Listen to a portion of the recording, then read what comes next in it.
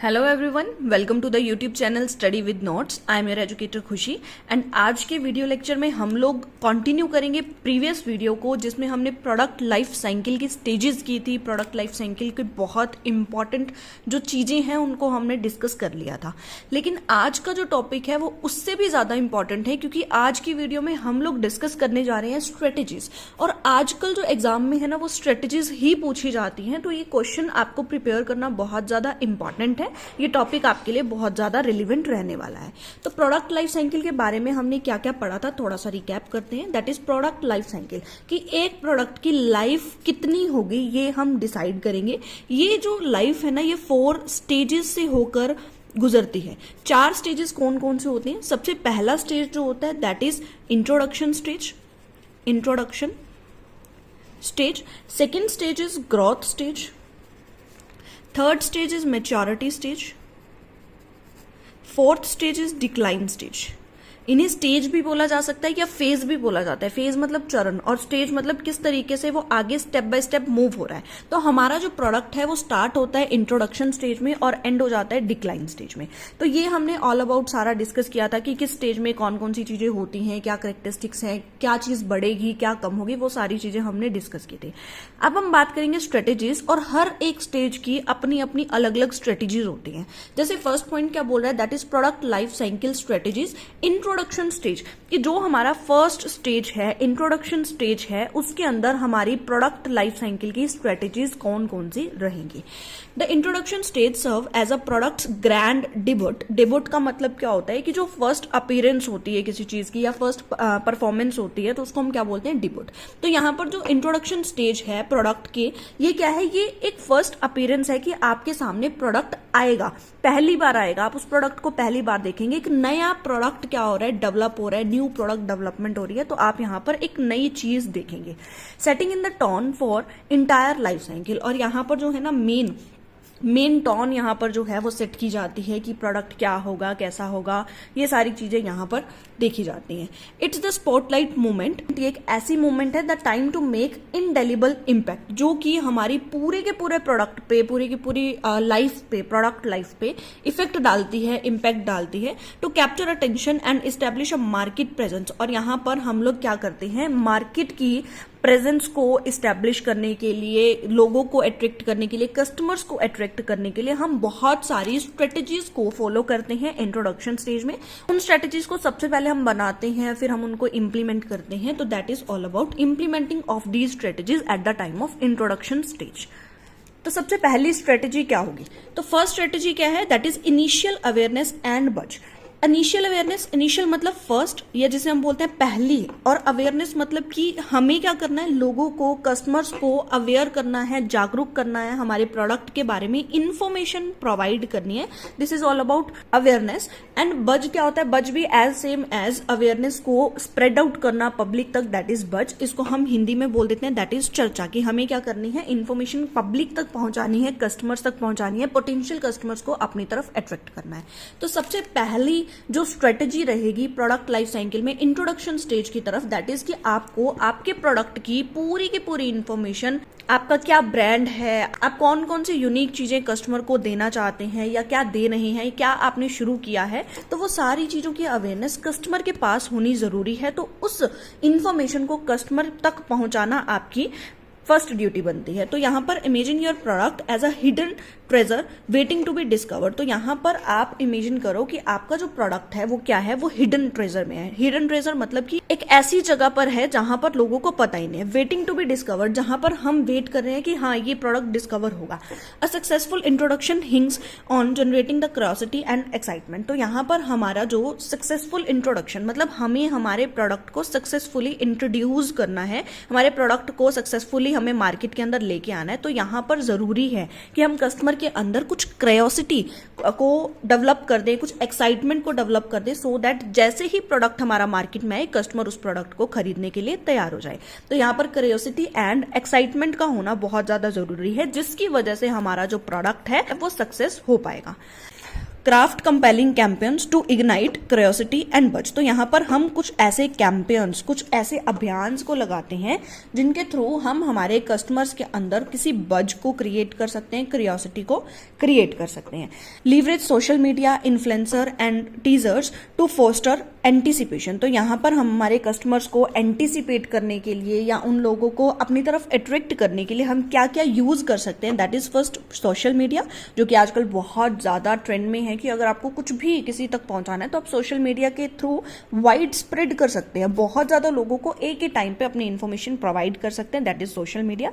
Influencer बहुत सारे होते हैं, आप उन इन्फ्लुएंसर के थ्रू भी अपने प्रोडक्ट को प्रमोट करवा सकते हैं, उस प्रोडक्ट की इन्फॉर्मेशन कस्टमर तक पहुंचा सकते हैं। The third is teasers. तो ये सारी चीजें जरूरी है for fostering your anticipation. Next strategy in the product life cycle at the introduction stage is product differentiation. That means जो product आप बनाना चाहते हैं, this product should be different from your competitors so that आपके product में कोई ऐसी unique चीज हो जिसकी वजह से आपका product market में सेल हो। अगर यूनिक नहीं है, बिल्कुल सेम प्रोडक्ट है, तो कस्टमर आपके प्रोडक्ट को क्यों खरीदेगा? वो आपके कंपटीटर के पास भी जा सकता है। तो यहाँ पर आपके प्रोडक्ट में कोई ऐसी यूनिक क्वालिटी होनी चाहिए जिसकी वजह से कस्टमर आपकी तरफ अट्रैक्ट हो। सो प्रोडक्ट डिफरेंशिएशन क्या कहते हैं? व्हाट डिस्टिंग्विश यू प्रोडक्ट, कि आपके प्रोडक्ट में ऐसा क्या डिफरेंट है। This is the heart of differentiation. Showcase your product is unique feature and benefits, कि आपके प्रोडक्ट में कुछ ऐसी यूनिक चीजें होनी चाहिए, कुछ ऐसे बेनिफिट्स होने चाहिए जो आपके कंपटीटर्स प्रोवाइड नहीं कर रहे हैं। डेमोन्स्ट्रेट हाउ इट सॉल्व्स, कि अगर कोई प्रॉब्लम आ रही है या किस तरीके से आपका जो प्रोडक्ट है उसे यूज करना है, आप उसको डेमोन्स्ट्रेट, दैट मीन्स उस चीज को करके दिखाओ। डूइंग हम इसको बोलते हैं कि किसी चीज को करके दिखाना, वो होता है डेमोन्स्ट्रेशन। तो प्रोडक्ट को यूज कैसे करना है वो भी डेमोन्स्ट्रेट करके दिखाओ। एंड ऑल्सो अगर कोई प्रॉब्लम अराइज हो रही है तो उसको भी हमें क्या करना है, सॉल्व करना है। और मीट नीड्स डिस्टिंक्टिवली, और जो भी कस्टमर्स हैं उनकी नीड्स को एक डिफरेंट तरीके से आपको क्या करना है, सॉल्व करना है। उनकी नीड्स को डिफरेंट तरीके से पूरा करना है सो दैट वो आपकी तरफ अट्रैक्ट हो। This unique value proposition become your competitive edge arousing curiosity. तो यहाँ पर अगर आप कोई यूनिक चीज प्रोवाइड करते हैं अपने कस्टमर्स की तरफ तो ये आपका एक कम्पिटिटिव एज है, जिसे हम कम्पिटिटिव एडवांटेज बोलते हैं। दिस इज कम्पिटिटिव बोलते हैं। तो आपको वो कम्पिटिटिव एडवांटेज अपने अंदर लेके आनी है सो दैट आपकी तरफ आपका ही प्रोडक्ट कस्टमर खरीदे। And also you have to arousing curiosity.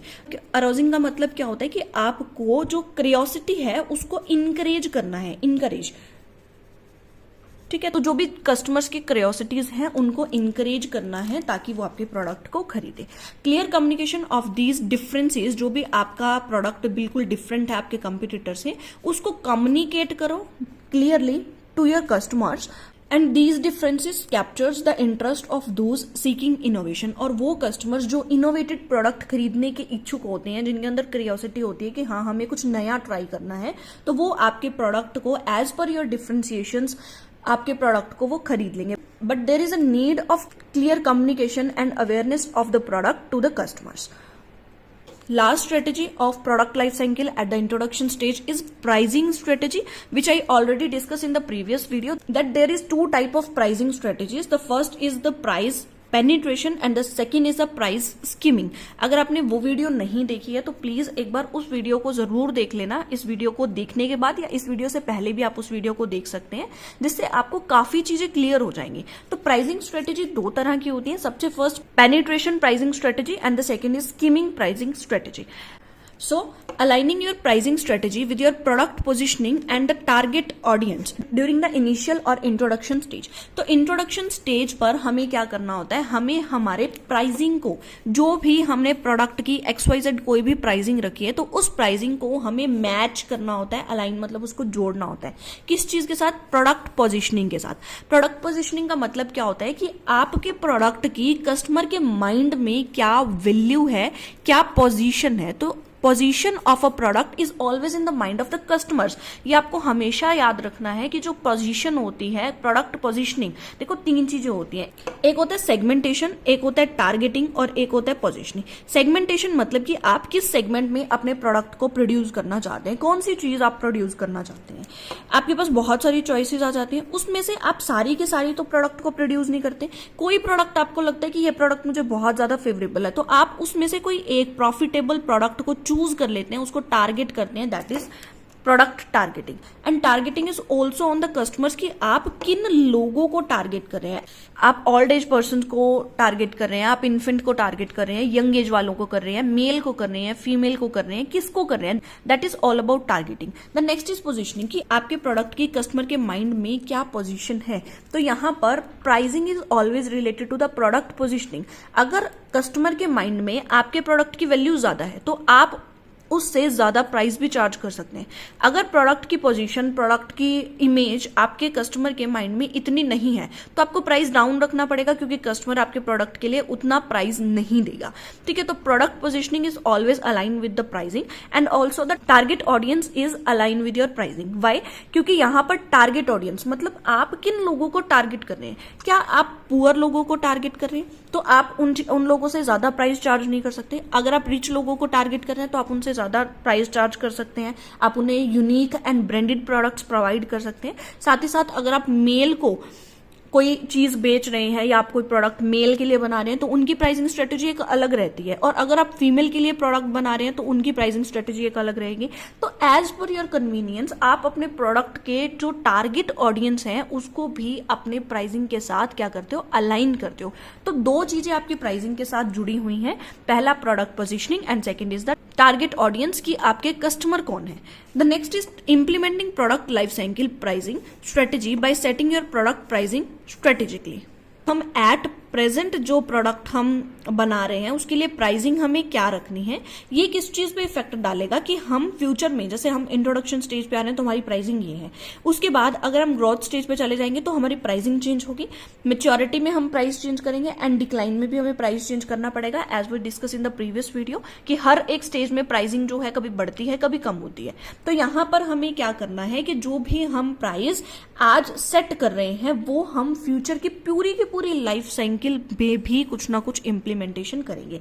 वहां पर भी कुछ ना कुछ जो चेंजेस है वो होते हैं। वो किस चीज पे बेस्ड होते हैं, वो आपके प्रोडक्ट की प्रेजेंट प्राइसिंग पर फिक्स्ड होते हैं। और यहाँ पर 2 तरह की कॉमन अप्रोचिंग है। That is first is price penetration and the second is skimming pricing.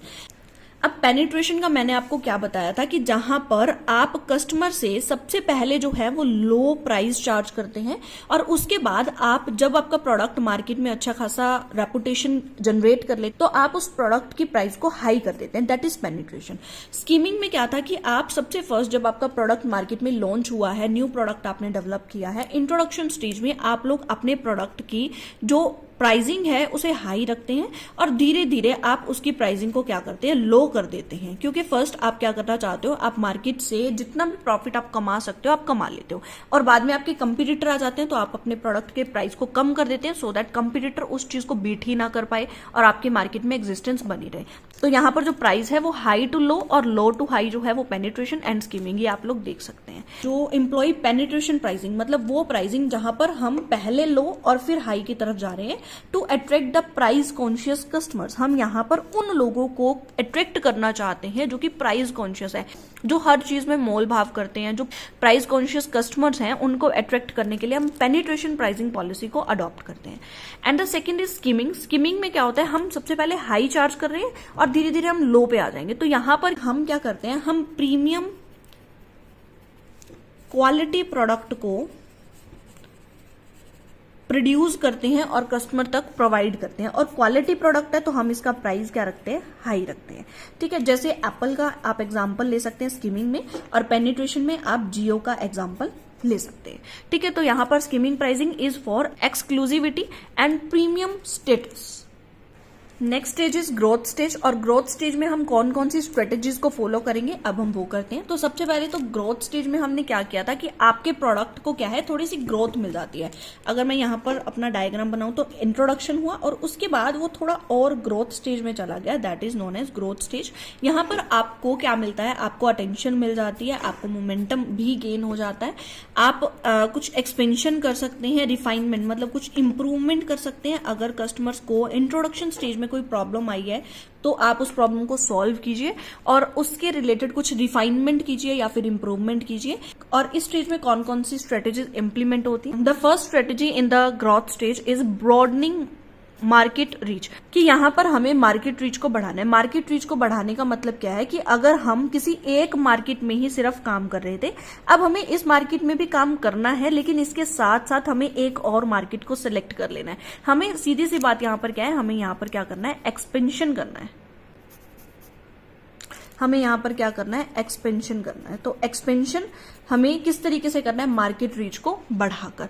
These growth stage strategies involve reaching new customers, तो यहाँ पर हमें नए कस्टमर्स की तरफ जाना है, नए सेगमेंट्स की तरफ जाना है, and also reach to the untapped regions, कुछ ऐसे एरियाज, कुछ ऐसे मार्केट्स, कुछ ऐसे रीजन्स में भी जाना है जहां पर हमने अभी तक अपनी रीच नहीं ली है, जहां तक अभी हम नहीं गए हैं। This could means investing in a new distribution avenues. Avenues मतलब कुछ ऐसे हमें रास्ते ढूंढने हैं जो न्यू डिस्ट्रीब्यूशन के हों, मतलब जहां पर हम अब तक नहीं गए हैं, तो हमें वो एवेन्यूज, वो रास्ते ढूंढने हैं। हम यहाँ पर पार्टनरशिप भी कर सकते हैं, कोलैबोरेशन भी कर सकते हैं, सो दैट हम नए कस्टमर्स को अट्रैक्ट कर सके। ये नए कस्टमर्स हो गए और हमें एक नई मार्केट को भी रीच करना है, एक नई मार्केट में भी एंटर करना है। This is all about broadening market reach. तो हमें मार्केट रीच को बढ़ाना है सो दैट हमारे कस्टमर्स भी बढ़ जाए। Next is enhancement product feature. तो अब हमें एक वर्ड था ना, दैट इज रिफाइनमेंट। रिफाइनमेंट क्या था कि हमें क्या करना है, कुछ इंप्रूवमेंट करनी है। तो उसी तरीके से हमें कुछ इंप्रूव करना है, हमें इन्हांस करनी है प्रोडक्ट की फीचर को। क्योंकि हम अगर वही पुराना प्रोडक्ट जो इंट्रोडक्शन स्टेज में चल रहा था, वही सेम प्रोडक्ट अगर हम कस्टमर को दोबारा दे देंगे, तो कस्टमर्स क्या चाहते हैं, हर बार कुछ नया ट्राई करना चाहते हैं या चाहते हैं कि कोई प्रोडक्ट बार बार अपडेट होता रहे, वो अच्छा बनता रहे, ठीक है, तो अपग्रेड होता रहे। तो उसके लिए हमें क्या करना पड़ेगा, हमें उस प्रोडक्ट की फीचर्स को भी अपग्रेड करना पड़ेगा, प्रोडक्ट की फीचर्स को इन्हांस करना पड़ेगा। Feedback from a growing customer base informs product enhancement, कि जो भी फीडबैक कस्टमर्स हमें प्रोवाइड करते हैं कि आपका प्रोडक्ट ऐसा है, आपका प्रोडक्ट ऐसा है, अच्छा लगा है, नहीं लगा है, क्या क्या चीजें इसमें और होनी चाहिए, तो as per the feedback of the customers you can improve your product. तो दिस इज इंपॉर्टेंट कि आप अपने प्रोडक्ट को टाइमली इंप्रूव करते रहे और कस्टमर की फीडबैक को इंपॉर्टेंस दें, इग्नोर नहीं करें, क्योंकि आपके कस्टमर्स की फीडबैक आपके प्रोडक्ट को काफी अच्छा बना सकती है, इंप्रूव कर सकती है। The growth stage is ideal for the refining. मैंने अभी यहां पर बताया रिफाइनमेंट करनी है, तो refining features based on the customer insight. आपको कस्टमर के व्यू पॉइंट के अकॉर्डिंग अपने प्रोडक्ट को रिफाइन करते रहना है। यूज फीडबैक मैकेनिज्म, जो भी आपके फीडबैक के तरीके हैं, मेथड्स हैं, मैकेनिज्म्स हैं, उनको यूज करो। सर्वे करो, लोगों से पूछो कि आपको इस प्रोडक्ट में क्या क्या अच्छा लगा, क्या आप चेंजेस चाहते हैं, क्या गलत लगा, क्या आप इसमें इंप्रूवमेंट चाहते हैं, तो आप वो सारी चीजें पूछो उन लोगों से in survey. And the next is user data to identify area for the improvement. Same वही चीज कि जो भी इंप्रूवमेंट कस्टमर चाहते हैं, तो आप उनकी इंप्रूवमेंट, जो भी उनकी व्यू पॉइंट्स हैं, उनको लो, उनकी फीडबैक लो और उससे वो क्या करो, अपने प्रोडक्ट को इंप्रूव कर दो। The next is strategic pricing and positioning. तो यहां पर आपको अपने प्रोडक्ट की प्राइसिंग भी फिक्स करनी है in the growth stage, and also आपको अपने प्रोडक्ट की पोजीशन भी बना के रखनी है कस्टमर के माइंड में। तो इन दोनों को अपने क्या करना है, बैलेंस करके रखना है। तो बैलेंसिंग द कॉम्पिटिटिवनेस, मतलब आपके जो कॉम्पिटिटिवनेस है, कॉम्पिटिटर्स हैं, वो भी ज्यादा नहीं आए, और साथ ही साथ जो प्रॉफिटेबिलिटी है, क्योंकि जो प्राइसिंग है is also related with profitability, कि जितना भी आप प्राइस उनसे चार्ज करेंगे उसमें प्रॉफिट हमारा इंक्लूड होगा। और पोजीशन मतलब प्रोडक्ट की कस्टमर के माइंड में हमारी क्या पोजीशन है, this is related to the competitiveness. तो बैलेंस करके रखने हैं हमें इन दोनों चीजों को या इन दोनों चीजों को, which is essential in the growth stage as competition and customer price sensitivity evolves. Strategic pricing become crucial.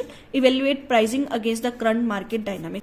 It's all about कि प्रोडक्ट की प्राइसिंग को हमें प्रोडक्ट की पोजीशन के साथ बैलेंस करके रखना है, हमें प्रॉफिटेबिलिटी को हमारे कॉम्पिटिटिवनेस, हमारे कॉम्पिटिटर्स के साथ क्या करना है, रिलेट करना है, बैलेंस करके रखना है। And next is the strategies which is followed in the maturity stage. In the maturity stage characterized by the stability. मैंने आपको क्या बताया था कि हम यहाँ पर क्या होते हैं, हम सबसे पहले introduction, growth and this is maturity, जहां पर हम हर एक चीज क्या होती है मैक्सिमम लेवल पे होती है। प्रीवियस वीडियो में मैं आपको काफी डिटेल में ये सारी चीजें करवा चुकी हूँ कि ये मैक्सिमम लेवल पर होती है, हर एक चीज स्टेबल हो जाती है, इसको हम सेचुरेशन पॉइंट भी बोलते हैं। हम यहाँ पर स्ट्रेटेजिक शिफ्ट करते हैं from one position to another, मतलब ग्रोथ स्टेज से हम क्या कर रहे हैं मेच्योरिटी लेवल पर आ गए हैं, हमने एक स्ट्रेटेजिक मूवमेंट की है या स्ट्रेटेजिक शिफ्ट की है। फोकसिंग ऑन स्टेइंग रेलिवेंट, कि हमें रेलिवेंट बने रहना है। लिवरेजिंग योर मार्केट पोजीशन, और हमें यहाँ पे मार्केट के पोजीशन को भी लीवरेज मतलब एक बैलेंस फॉर्म में रखना है। एंड ऑल्सो डिलीवरिंग वैल्यू, और यहाँ पर हमें वैल्यू भी कस्टमर को डिलीवर करनी है, जितना प्राइस हम कस्टमर से चार्ज कर रहे हैं उतनी उन लोगों को वैल्यू भी मिलनी चाहिए। In growth stage, implement these strategies. So these are the strategies which is followed in this maturity stage. The first strategy which is followed in this stage is diversified marketing in maturity. कि हमें यहाँ पर marketing को हमें diversified करना है। Marketing को कैसे डाइवर्सिफाई करना है कि जो भी हमारी मार्केटिंग एफर्ट्स होते हैं लाइक एडवर्टीजमेंट वगैरह, उसे अब हमें डाइवर्सिफाई करना है।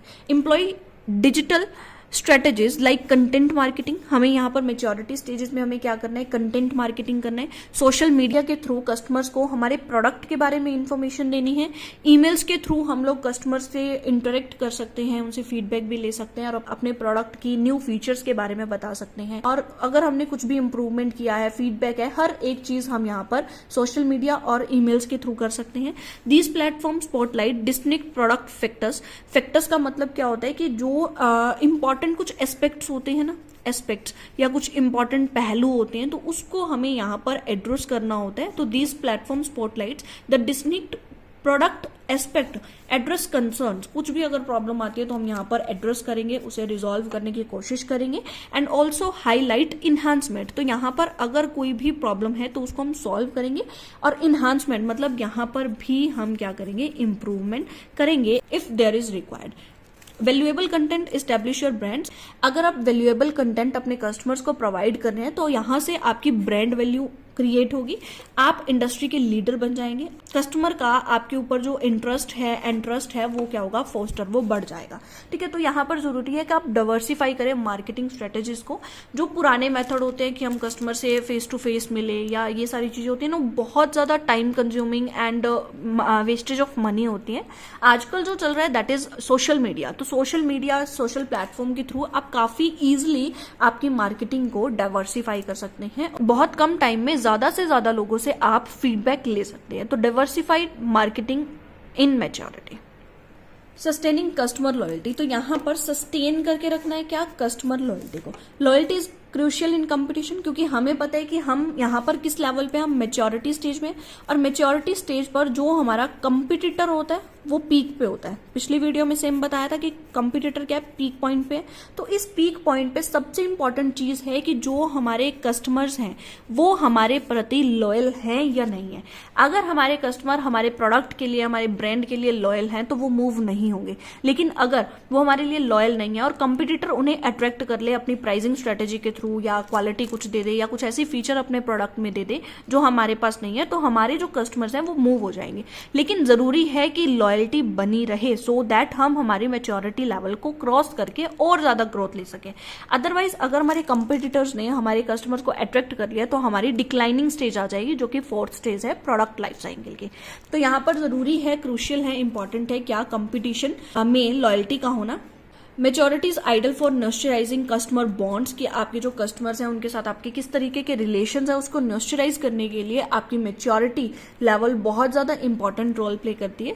Reward loyalty through purchase programs, referrals and engagement, तो हम क्या कर सकते हैं, लॉयल्टी को देख सकते हैं, लॉयल्टी को बढ़ा सकते हैं किस चीज से, परचेज प्रोग्राम से, कि कितने लोग हमारे प्रोडक्ट को खरीद रहे हैं। अगर ज्यादा लोग प्रोडक्ट को खरीद रहे हैं तो हम यहाँ पर क्या बोल सकते हैं कि कस्टमर हमारे प्रोडक्ट के लिए लॉयल है। नेक्स्ट रेफरल से देख सकते हैं कि अगर एक कस्टमर आया, उसने किसी और को बोल दिया कि ये प्रोडक्ट तो बहुत अच्छा है, और वो पर्सन भी आपके प्रोडक्ट को परचेज करने के लिए आ गया, तो दैट इज, उस पर्सन ने आपके प्रोडक्ट के लिए रेफरेंस दी है, that is reference. And next is engagement, कि कस्टमर आपके प्रोडक्ट के लिए कितने एंगेज्ड है, तो इससे भी आपको कस्टमर लॉयल्टी का पता चलता है। Next is personalised communication, tailored offers and recommendation show dedication. तो आपके प्रोडक्ट के प्रति डेडिकेशन कहाँ से पता चलेगी? जब आप उनसे पर्सनलाइज्ड कम्युनिकेशन करेंगे। टेलर्ड ऑफर मतलब कि कोई पर्टिकुलर चीज बनाने के लिए अगर आपके कस्टमर्स आपको बोलते हैं कि मुझे ये वाली चीज ऐसी चाहिए, तो अगर कस्टमर्स आपसे कुछ स्पेसिफिक चीज या टेलर्ड मेड प्रोडक्ट आपसे कुछ बनवाना चाहते हैं, तो वहां से आपको डेडिकेशन का पता चलता है। रिकमेंडेशन वही सिफारिश वगैरह जो होती है उनसे, या रेफरल्स जो होते हैं उनसे भी आपको डेडिकेशन का पता चलता है। Strong relations foster loyalty and drive referrals. तो अगर आपके अच्छे रिलेशन है अपने कस्टमर के साथ, for example this is a company, और आपके जो कस्टमर्स हैं उनके साथ अगर आपके अच्छे रिलेशन है, तो ये कस्टमर्स और भी कस्टमर्स को बोलेंगे कि ये वाली जो कंपनी है, ये वाला जो ब्रांड है, ये वाला जो प्रोडक्ट है वो बहुत अच्छा है। तो ये कस्टमर्स भी आपकी तरफ अट्रैक्ट होंगे, तो आपको वहां से रेफरल्स भी मिलेंगे और लॉयल्टी भी यहां से आपकी बढ़ जाती है। तो इस पूरे के पूरे पैराग्राफ में मेन चीज यही है कि आपके जो कस्टमर्स हैं वो आपके प्रति लॉयल है। वो आपके प्रति लॉयल इस तरीके से है कि वो भी आ रहे हैं और साथ ही साथ वो 4 लोगों को और लेके आ रहे हैं। इसे हम वर्ड टू माउथ भी बोलते हैं। वर्ड टू माउथ का मतलब क्या होता है? वर्ड टू माउथ, इसमें क्या होता है कि आपके जो कस्टमर्स हैं या जो जिन लोगों को आपकी चीज पसंद आ रही है, वो अपनी ही माउथ से लोगों को आपके प्रोडक्ट की इंफॉर्मेशन प्रोवाइड करें। This is known as word to mouth. और ये बहुत ही ज्यादा अच्छा रहता है, बेस्ट रहता है, क्योंकि यहाँ पर पुराने कस्टमर्स अपने आप ही नए कस्टमर्स को लेके आ रहे हैं। यहाँ पर आपको एडवर्टीजमेंट प्रमोशन करने की कोई जरूरत ही नहीं है, because word to mouth is best to attract the new customers. Next is exploring product line extension. Product line extension क्या होता है कि फॉर एग्जांपल आप किसी भी प्रोडक्ट की में कोई चीज बना रहे थे, फॉर एग्जांपल शैम्पू लेते हैं, तो शैम्पू में अगर हम बात करें कि हम पहले बना रहे थे कि हेयर फॉल का, अब हमने एक्सपेंशन कर दिया कि हम डैंड्रफ वाला भी बनाएंगे, सॉफ्ट हेयर्स वाला भी बनाएंगे। तो इस तरीके से जो ये शैम्पू है, इसमें आपने क्या करने शुरू किया, इसमें आपने एक्सटेंशन करना शुरू किया। कुछ सेम ही चीज अब बना तो ये भी शैम्पू रहे, ये भी शैम्पू, ये भी शैम्पू। पहले हेयर फॉल वाला था, फिर डैंड्रफ वाला है, अब स्मूथ या फिर जो सॉफ्ट हेयर्स हैं उनके लिए है। तो आप बना शैम्पू ही रहे हैं, लेकिन उसमें आप एक्सटेंशन कर रहे हैं, आप उसमें कुछ नई क्वालिटीज दे रहे हैं। या हम ये बोले कि आप शैम्पू के साथ साथ अब कंडीशनर भी प्रोवाइड कर रहे हैं, तो दैट इज एक्सटेंशन। आप अपने प्रोडक्ट में एक्सटेंशन कर रहे हैं और इसको एक्सप्लोर किया जाता है eight the stage of maturity. While the core product matures, जब हमारा कॉर प्रोडक्ट जो होता है वो मेच्योर हो जाता है। जैसे आपको पता है कि हमारा कॉर प्रोडक्ट क्या है, हेयर फॉल वाला शैम्पू था। अब ये शैम्पू जो है वो एक टाइम के बाद क्या है, इसका डाउनफॉल आ जाएगा मेच्योरिटी के बाद। तो हमें पता है कि इसका डाउनफॉल आने वाला है, तो हमारी कंपनी तो स्लोली मार्केट से एग्जिट हो जाएगी। अब हम नहीं चाहते कि हमारी मार्केट से एग्जिट हो, तो हम यहाँ पर एक और नई क्वालिटी का लेके आ जाते हैं, that is shampoo for the dandruff. तो यहाँ पर हम डैंड्रफ के लिए, तो इसकी इनिशियल स्टेज स्टार्ट होगी, इसकी डिक्लाइनिंग स्टेज है, तो यहाँ पर हम नया उसमें एक्सटेंशन लाके हम हमारी कंपनी को फिर से ग्रोथ की स्टेज में ले जाते हैं। फिर जैसे ही इसकी डिक्लाइनिंग स्टेज आने लगेगी, आप स्मूथ वाला फ्लेवर ले सकते हैं या उसके बाद इसमें आप कंडीशनर ला सकते हैं। तो ऐसे ऐसे करके आप अपनी कंपनी को डाउनफॉल पे जाने नहीं दे सकते। तो इसीलिए आपको अपने प्रोडक्ट लाइन में एक्सटेंशन करते रहना चाहिए at the stage of maturity. तो while the core product mature, जब हमारा कॉर प्रोडक्ट या मेन प्रोडक्ट जो हमने स्टार्ट किया है वो मेच्योर हो जाता है, तो मार्केट चेंज हो जाती है। कंसिडर प्रोडक्ट लाइन एक्सटेंशन, तो यहाँ पर प्रोडक्ट लाइन एक्सटेंशन करना बहुत ज्यादा जरूरी है। दीज रिजुविनेट क्या होता है कि किसी चीज को दोबारा से लेके आना, या हम बोलते हैं ना दोबारा से कोई पर्सन जवान हो जाता है तो उसको हम रिजुविनेट बोलते हैं, दैट इज दोबारा रीन्यूमेंट होना। दीज रिजुविनेट द ब्रांड, तो यहां से हमारा ब्रांड न्यू हो जाएगा। अट्रैक्ट ब्रॉडर बेस, अब हम कुछ और लोगों को अट्रैक्ट कर पाएंगे जो पहले हेयर फॉल के लिए आ रहे थे, अब डैंड्रफ वाले भी हमारे प्रोडक्ट को लेंगे, तो नए कस्टमर्स भी आएंगे और कस्टमर इंक्रीज भी होंगे। ठीक है, तो यहाँ पर हमारा जो ब्रॉडर बेस हो जाएगा। अडेप्ट द प्रेफरेंसेस, तो यहाँ पर हम हमारी प्रेफरेंसेस के अकॉर्डिंग चेंज करेंगे हमारे प्रोडक्ट को। रिसर्च आइडेंटिफाइज एक्सपेंशन प्रोस्पेक्टस, तो यहाँ पर एक्सपेंशन भी हम यहाँ पर कर सकते हैं on the basis of our research. Accessories भी हम इसमें दे सकते हैं, कुछ कॉम्प्लीमेंट्री ऑफरिंग्स हम इसमें दे सकते हैं, या फिर हम हमारे प्रोडक्ट को अपग्रेड कर सकते हैं। ये 3 चीजें हो सकती है। सबसे फर्स्ट असेसरी। असेसरी क्या होता है कि कोई भी चीज है, जैसे अगर हम फोन की बात करें तो बहुत सारे फोन आपने ऐसे देखे होंगे जिसके साथ हेडफोन्स आते हैं, ठीक है, वायर्ड वाले, ठीक है, वायर्ड वाले हेडफोन आते हैं, चार्जर आता है, इवन कुछ फोन के साथ कवर भी आता है जो बैक कवर होता है, ठीक है, तो कवर भी आता है। तो ये क्या है, ये एसेसरीज हैं। क्यों दी जाती है? ताकि आपको अट्रैक्ट किया जाए कि भाई इस फोन के साथ ये चीजें फ्री हैं। तो ये चीज होती है। साथ साथ कॉम्प्लीमेंट्री ऑफरिंग्स, मतलब कुछ ऐसी चीजें जो आपके प्रोडक्ट को किसी और प्रोडक्ट के साथ जोड़कर कंप्लीट कर दे, that is known as complementary offerings. Next is upgrade, मतलब आप अपने प्रोडक्ट को क्या कर रहे हो, इंप्रूव कर रहे हो, अपग्रेड कर रहे हो, वो भी हमारा क्या हो जाएगा, प्रोडक्ट लाइन एक्सटेंशन के अंदर आ जाएगा। Align extensions with the brand and address unmet needs, तो यहाँ पर आपको क्या करना है, आपको अपनी एक्सटेंशंस को, जो भी आप प्रोडक्ट लाइन एक्सटेंशन कर रहे हैं उसको आपके ब्रांड के साथ आपको अलाइन करना है, उसको जोड़ना है, उसको रिलेट करना है।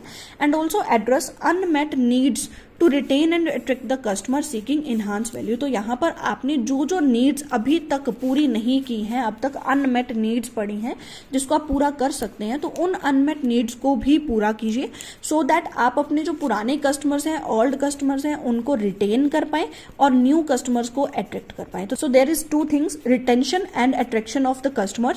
जो पुराने हैं उन्हें बनाए रखना है और जो न्यू है उन्हें अट्रैक्ट करना है, उन्हें हमारी कंपनी के साथ, हमारे ब्रांड के साथ, हमारे प्रोडक्ट के साथ हमें जोड़ना है। So this is all about the maturity stage strategies.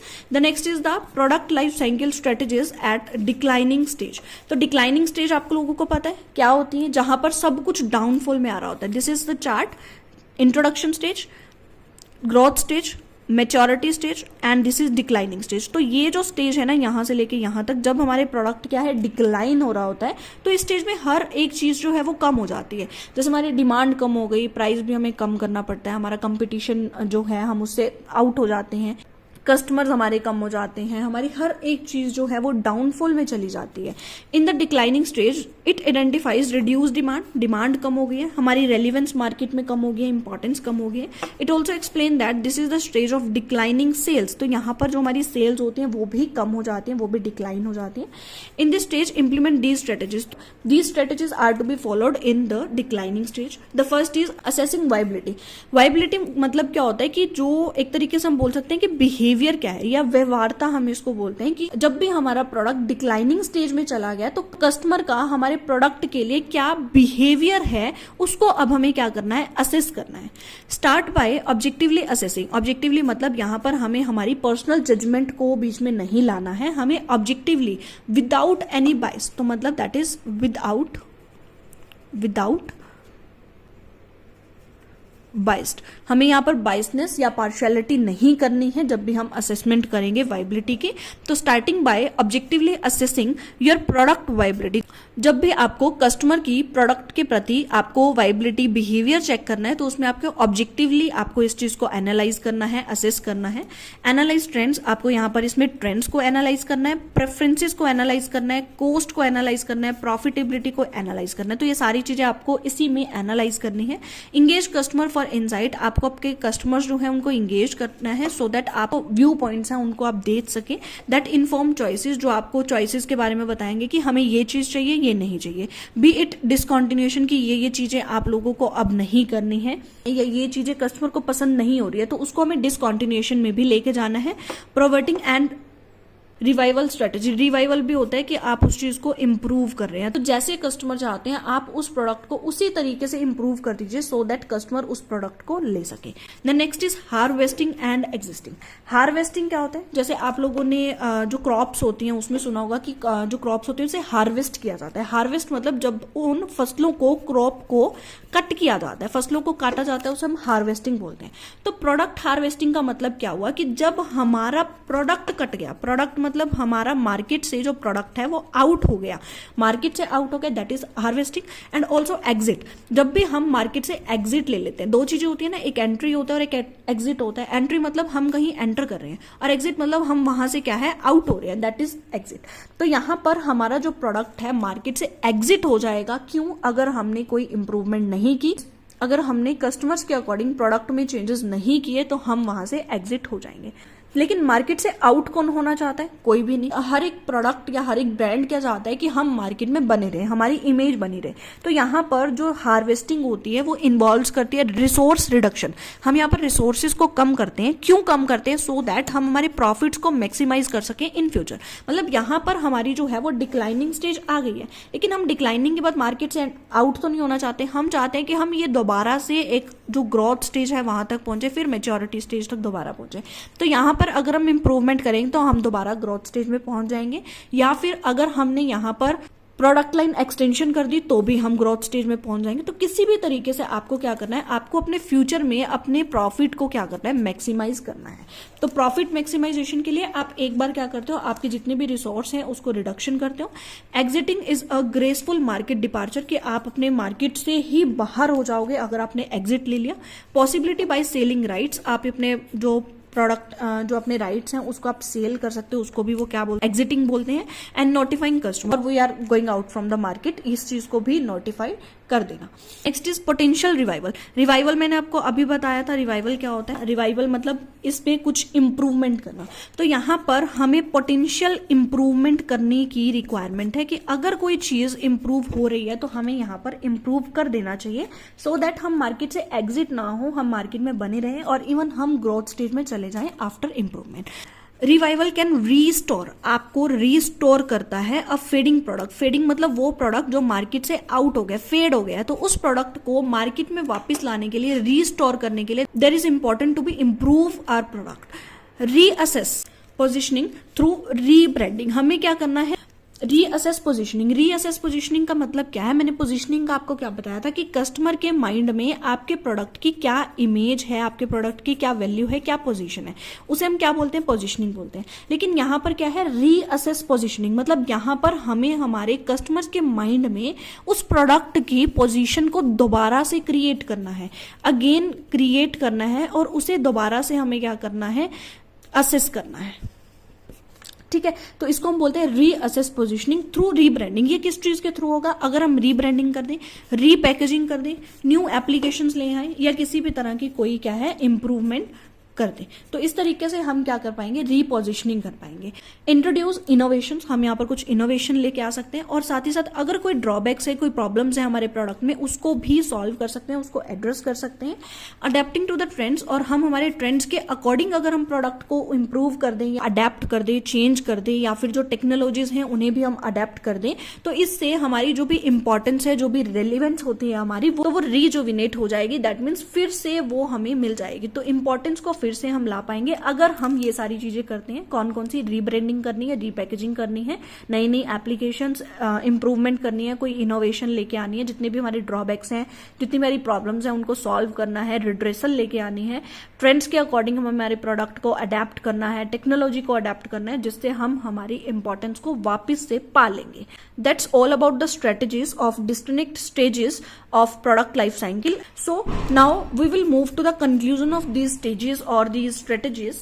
So सबसे पहले अगर हम देखें तो अगर हम इन स्ट्रेटेजीज को फॉलो ही नहीं करें, अगर हम इन स्ट्रेटेजीज को फॉलो ही नहीं करें तो क्या होगा, तो क्या हम हमारे प्रोडक्ट को अच्छे से इंट्रोड्यूस कर पाएंगे। It's my question to you कि अगर हम हमारी इन स्ट्रेटेजीज को फॉलो ही नहीं करें तो सबसे फर्स्ट स्टेज में क्या हम हमारे प्रोडक्ट को इंट्रोड्यूस कर पाएंगे। So your answer should be no, कि यहां पर हमारे प्रोडक्ट को अच्छे से इंट्रोड्यूस नहीं कर पाएंगे, अच्छे से इंट्रोड्यूस नहीं कर पाएंगे, लेकिन नॉर्मली हम इंट्रोड्यूस तो कर सकते हैं, बिल्कुल कर सकते हैं। नेक्स्ट, क्या हम इसको ग्रोथ स्टेज में लेके जा सकते हैं अगर हमने स्ट्रेटेजीज को ही फॉलो नहीं किया, बिल्कुल भी नहीं। उसके बाद अगर हम इन स्ट्रेटेजीज को फॉलो नहीं करें तो क्या हम मैच्योरिटी लेवल पे जा पाएंगे, बिल्कुल भी नहीं, क्योंकि ग्रोथ स्टेज से मैच्योरिटी पे आने के लिए क्या चीज है, इंप्रूवमेंट, कि हमें क्या करनी है, इंप्रूवमेंट करनी है। और अगर इंप्रूवमेंट ही नहीं की तो ग्रोथ के बाद तो डिक्लाइन ही हो जाएगा, तो वो मैच्योरिटी लेवल पे जा ही नहीं पाएगा। और मैच्योरिटी के बाद अगर हम लास्ट जो है डिक्लाइनिंग की बात करें तो क्या डिक्लाइन होगा, तो भाई डिक्लाइन तो शुरुआत में ही हो जाएगा। अगर हम इन स्ट्रेटेजीज को फॉलो नहीं करेंगे तो डिक्लाइन क्या, हम लोग मार्केट से बहुत ईजिली और बहुत स्पीडली एग्जिट हो जाएंगे, जो कि हम नहीं चाहते, जो कि अनफेवरेबल कंडीशन है, हम लोग एग्जिट नहीं होना चाहते। तो यहाँ पर इन स्ट्रेटेजीज को अच्छे तरीके से हमें फॉलो करना है, सो दैट हम इंट्रोडक्शन स्टेज को अच्छे से क्रॉस करें, ग्रोथ तक जाएं, मैच्योरिटी तक जाएं, उसके बाद फिर इंप्रूवमेंट करें। अगर हम डिक्लाइन में आ गए तो डिक्लाइन के बाद फिर इंप्रूवमेंट करें, हमें एग्जिट नहीं होना है। So the implementing product life cycle strategies into the product development, हमें प्रोडक्ट डेवलपमेंट करते वक्त, प्रोडक्ट को मैनेज करते वक्त हमें क्या करना है, प्रोडक्ट लाइफ साइकिल की जो स्ट्रेटेजीज हमने अभी पढ़ी हैं उनको इंप्लीमेंट करना है।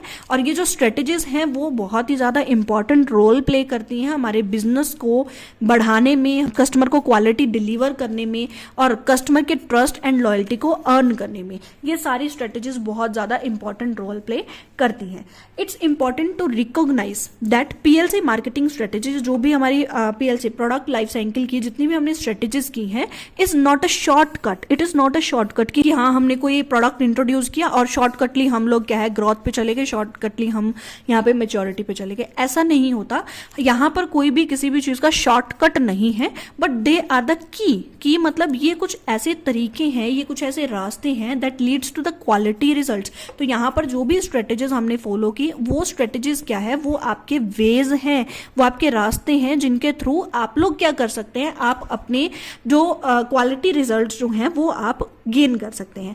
बाय इनकॉर्पोरेटिंग दी स्ट्रेटेजीज, आप इन स्ट्रेटेजीज को फॉलो करने से क्या होगा, business raise a strong foundation for their products. यहाँ पर जो प्रोडक्ट है उसके लिए एक स्ट्रॉन्ग फाउंडेशन, एक स्ट्रॉन्ग बेस यहाँ पर क्रिएट होगा। तो अगर हम इन स्ट्रेटेजीज को फॉलो करेंगे तो हमारी इंट्रोडक्शन स्टेज जो होगी वो स्ट्रॉन्ग होगी।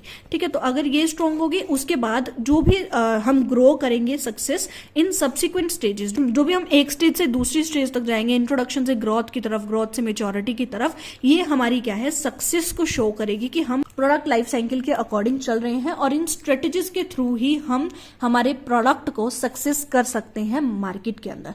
सो that's all about PLC. So I think product life cycle के अंदर जो भी इंपॉर्टेंट चीजें थी वो मैंने आपको इन 2 वीडियोस में करवा दी हैं। अगर आपने प्रीवियस वीडियो नहीं देखी है तो you need to watch this video fully, because उसमें काफी सारी ऐसी इंपॉर्टेंट चीजें हैं जो मैंने आपको वहां पर बताई हैं और आप लोगों को वो वीडियो जरूर देखनी चाहिए।